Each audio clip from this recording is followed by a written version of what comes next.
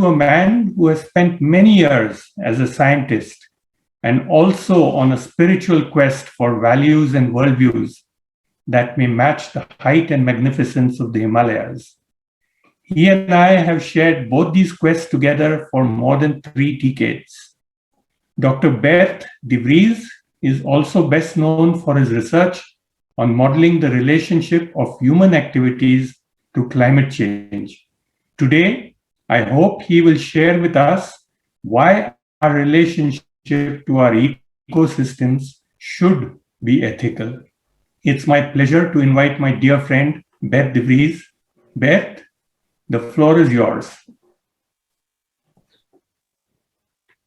Thank you, Anupam. I will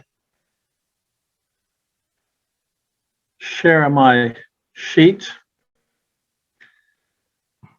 Yes, well, I'm happy to talk today on this topic. A couple of months in total I've spent in the Himalayas have given me to use one of Anupam's words, kind of a soul connection. I was always very happy, always very impressed when I've been there. Now, today, I will not talk as a natural scientist. I did do work on energy and climate in the past. Today, I will mainly talk at a fairly abstract level about what I tell my students about ethics in the course sustainability science, which I have given here in Utrecht University for the last 15 years. And my first sheet is actually something which stems from a report which was just mentioned by Deepak. It is the Club of Rome report, and it has these 2 dimensions, the one in space and the one in time. And of course, each of us is aware that our everyday life is just here and now.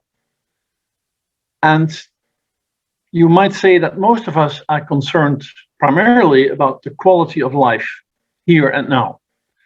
At the same time, especially if we talk about, let's say, sustainable development goals and everything related to it, it often means that we talk about a larger system, maybe the whole world, and also the long-term future, maybe even a century or more.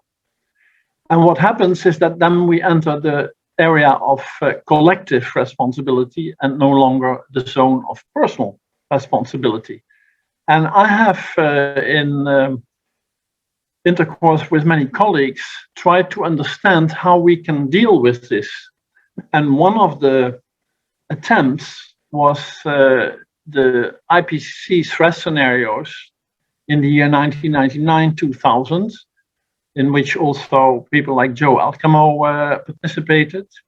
And what we did then is trying to understand what was going on in the past and possibly in the future by having the dimensions of, on the one hand, regionalization, fragmentation versus globalization, and on the other hand, emphasis on material wealth versus emphasis on sustainability and equity.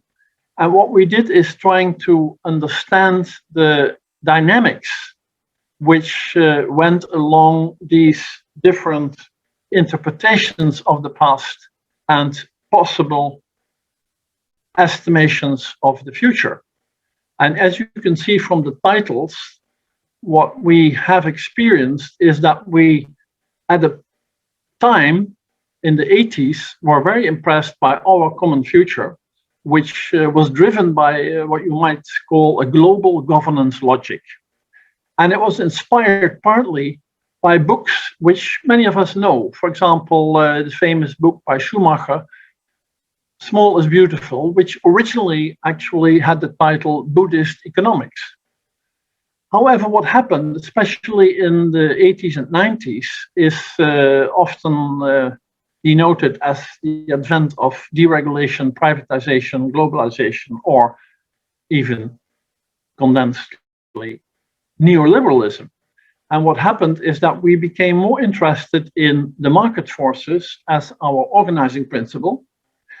And it also meant, as part of it, that we were considering issues like poverty, inequity, which gave us also notions like the clash of civilizations and the whole idea of excluding those who are not longer part of our welfare society. And what we did then in the scenarios is trying to construct narratives based on these four corners.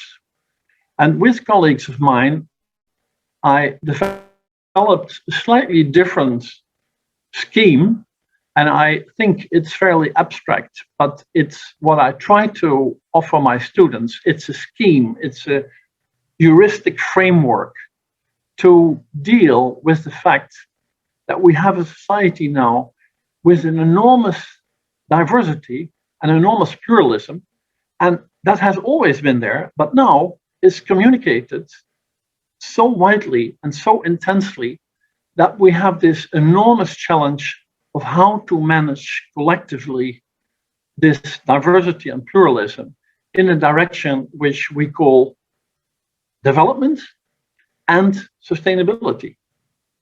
So what I did is now making slightly different axes, the horizontal one addressing the tension between the particular, the individual, the small world, versus the big world, the universal, the collective.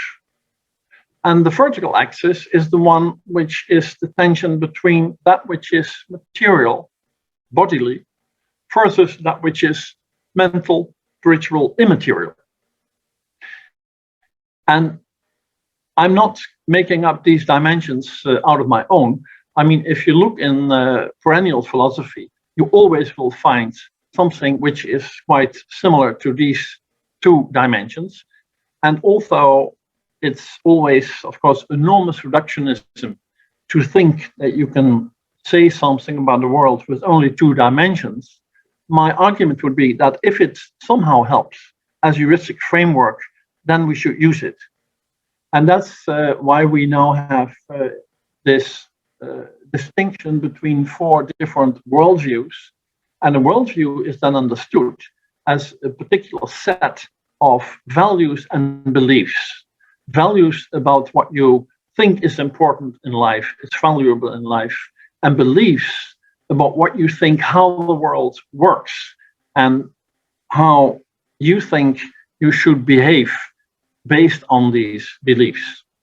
And having said this, you can realize that you then have a number of different groups in society who are somehow, and sometimes each of us is across all the different corners, somehow we have to realize that as an individual person, either as a consumer or as a citizen, we have our individual, everyday, particular concerns. And one way out is, of course, to, you might say, venture into the spiritual, venture into art, which is sometimes a highly individualist venture, but it also gives rise to art, to romantics, to eco-villages, to community networks. So it's an important venture, an important direction. This is a direction of what I call subjective idealism. It's actually a name from the philosopher Hegel. But we also know that we are highly part of, in both directions, we contribute and we are affected by the collective. And this collective takes different shapes. It is the organization of matter and the organization of mind. And the organization of matter we can see in the big corporations who are using universal knowledge called science and engineering. We find it in the state, which somehow reflects what the people want, sometimes in the form of a dictator, sometimes in the form of a dictatorial state. And we have religions who, at the immaterial level, represent something like a collective, let's say a collective set of moral anchors. And if you are willing to join me in this short presentation, what I try to do is understand our thinking about ethics, especially in the West, but also in other cultures, within the context of this framework. And what we can see is that we, of course, often think in the terms of, if we look at the Sustainable Development Goals, often think in the terms of philosophers like Kant and Rawls, who have a fairly abstract, idealistic idea of ethics. They were in search of universal recipes for our ethical behavior. And important ingredients for them were things like reason and dignity. But what we have seen in practice is, of course, that many people may have had these ideals, and these ideals sometimes also were or are supported by religion.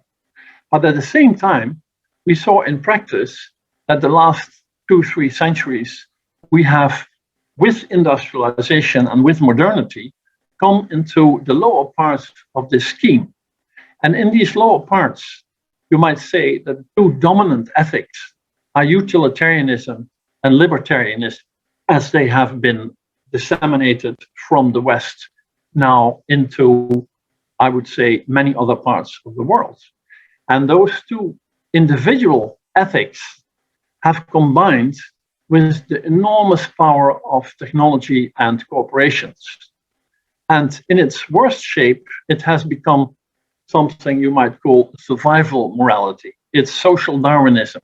I mean, you just see what you can take, what you can get. And you legitimize this often with libertarian values or utilitarian values. And even within the IPCC, we were often forced to apply something of social utilitarianism, which means that economists told us that economic growth is the only way of development, and you can actually then multiply it with some discount factor, and then you optimize for the whole world the social utility. Now, it's this kind of thinking which has dominated our ethics.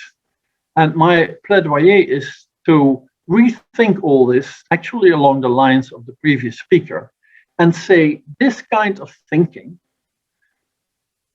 if it's still ruling everyday decisions by consumers and by businesses, and the state is in support of it, then we are not going to solve anything which is necessary for sustainable development. So we have to look for other avenues. And I think the UN, with its Sustainable Development Goals, may not be the answer, or certainly not the whole answer.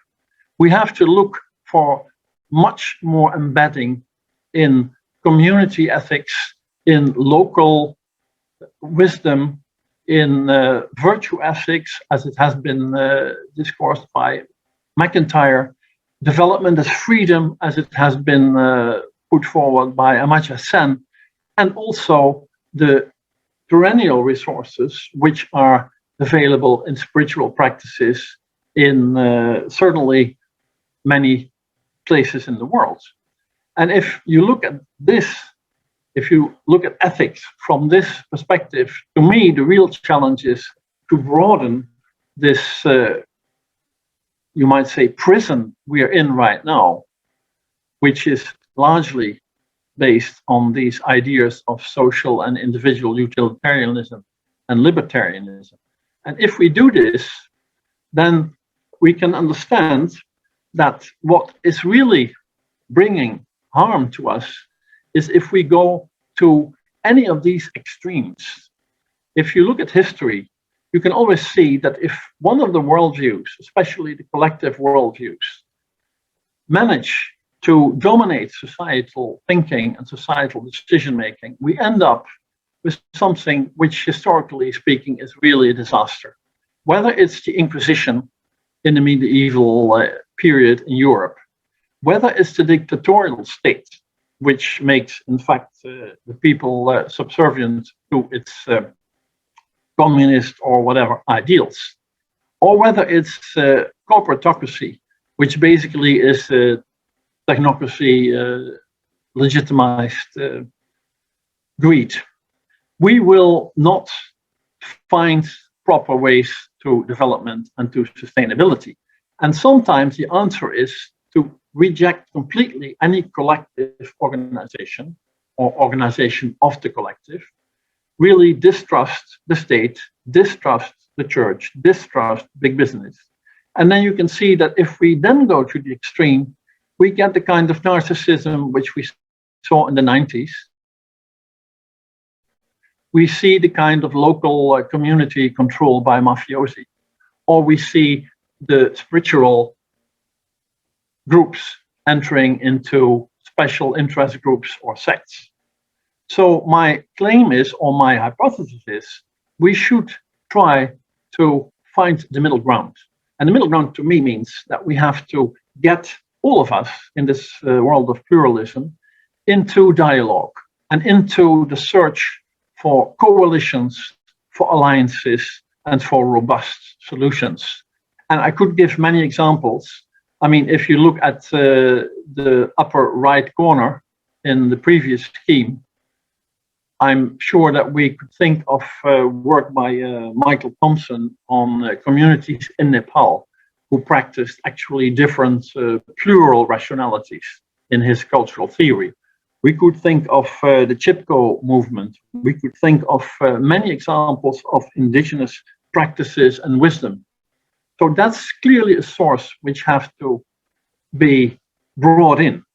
And we also maybe have to bring in often the community ethics, as was already said before, which means that we give more attention to what happens in the community and don't let it be exploited by big corporate or state interests.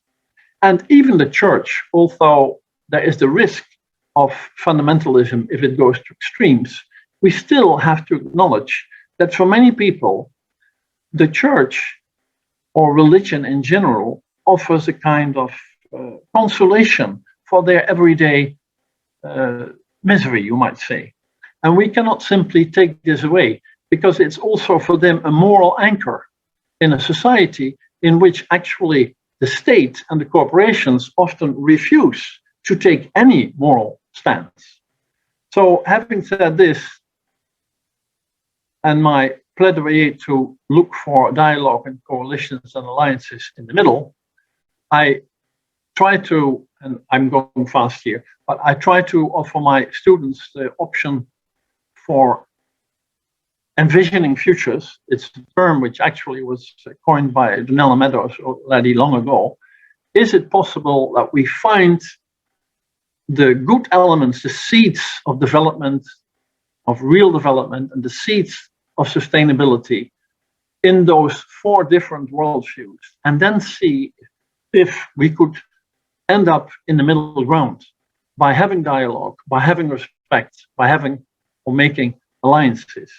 And similarly, you might also say we have to redesign, it's one word I could use, ways of collective decision making, because we cannot do without the state. And in fact, the COVID pandemic has made many people aware of the nonsense or the even evil, you might say, of the neoliberal attitude that the state should simply be gone or maximally reduced. So here you have, in fact, the state functions as they are given already in 1997 or categorized in 1997 by the World Bank. And we have to realize that many of the Sustainable Development Goals are absolutely impossible to realize without some of these important state functions. And therefore, what it means is that also in relation to the ethical position regarding the Himalayas, we have to reflect intensely on what we expect from the state and how we can control that same state for the benefit of the people in a narrow sense, but also in a broad sense, which means the longer term and the larger scale. And I think, to me, this is so important because it means that we have to have this political discussion as an inherent part of our quest for sustainable development, and also as our search for personally feeling and practicing responsibility, not only for my own garden here, of my own city, but even for the Himalayas and even the whole Earth. So I think this is a condensed version of what I try to say about ethics. Thank you.